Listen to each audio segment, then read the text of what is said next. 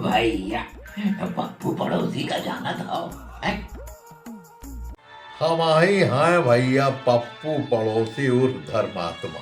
हाँ, पाप तो हम कर ही नहीं सकी थे। हाँ, सिवा पुण्य के उपकार के कोनो दूसर काम नहीं है। हाँ, नहीं तो एक बार गलती से हमसे भैया पाप हुई गवा।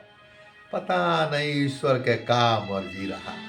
अब न जाने का परिणाम हुई, स्वर्ग मिली कि नरक मिली, बता नहीं सकी थे भैया। लेकिन हम अपने दिल से हम केहू के नुकसान नहीं चाहिए। हाँ, नहीं तो ये समझ लियो ये हमारे भलाई किए जा और अपना भला हो जाए। ले देखो, ब्रज में एक ब्राह्मण रहते थे जो बड़े धर्मात्मा और दयालु थे। वे हमेशा दूसरों की भलाई के लिए कार्य करते थे, लेकिन एक बार भूल से उनसे कोई पाप हो गया था। जब उनकी मृत्यु हुई तो तब यमराज के दूत उन्हें लेने आए। यमराज ने कहा कि वे ब्राह्मण को नरक के पास से होते हुए ले आएं, क्योंकि ब्राह्मण ने एक छोटा सा पाप किया था और उसे इसका दंड मिलना था।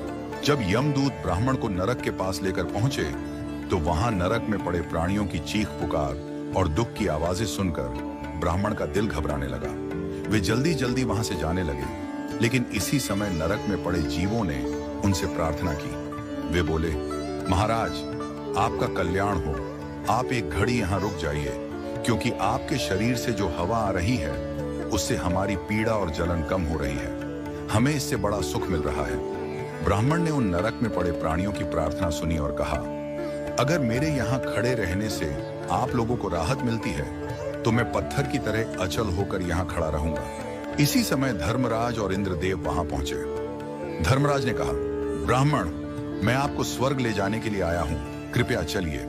लेकिन ब्राह्मण ने कहा, जब तक ये नरक में पड़े प्राणी इस कष्ट से मुक्त नहीं होते, मैं यहां से कहीं नहीं जाऊंगा। धर्मराज बोले, ये पापी जीव हैं, इन्होंने कोई पुण्य नहीं किया, इसलिए ये नरक से कैसे छूट सकते हैं। तब ब्राह्मण ने कहा, मैं अपना समस्त पुण्य इन जीवों को दान कर रहा हूं, आप इन्हें स्वर्ग ले जाइए और इनके बदले मैं अकेले नरक में रहूंगा। ब्राह्मण की बात सुनकर इंद्रदेव ने कहा, ब्राह्मण, आपने अपना पुण्य इन जीवों को दान कर दिया है। अब ये सभी नरक से मुक्त हो चुके हैं और आपके साथ स्वर्ग में जा रहे हैं। ब्राह्मण ने कहा, मैंने तो अपना समस्त पुण्य दान कर दिया, अब मुझे स्वर्ग में क्यों ले जा रहे हैं। इंद्रदेव हंसते हुए बोले, दान करने से पुण्य घटता नहीं बल्कि बढ़ता है।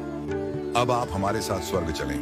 ब्राह्मण ने स्वीकार किया और उनके साथ स्वर्ग चले गए। इस कहानी से यह शिक्षा मिलती है कि दया और परोपकार सबसे बड़ा धर्म है। जब किसी व्यक्ति के दिल में दूसरों के लिए प्रेम और सहानुभूति होती है तो उसका पुण्य बढ़ता ही जाता है। स्वर्ग या ब्रह्मलोक में जाने से ज्यादा बड़ा सुख दूसरों की भलाई में है और यही वास्तविक पुण्य है।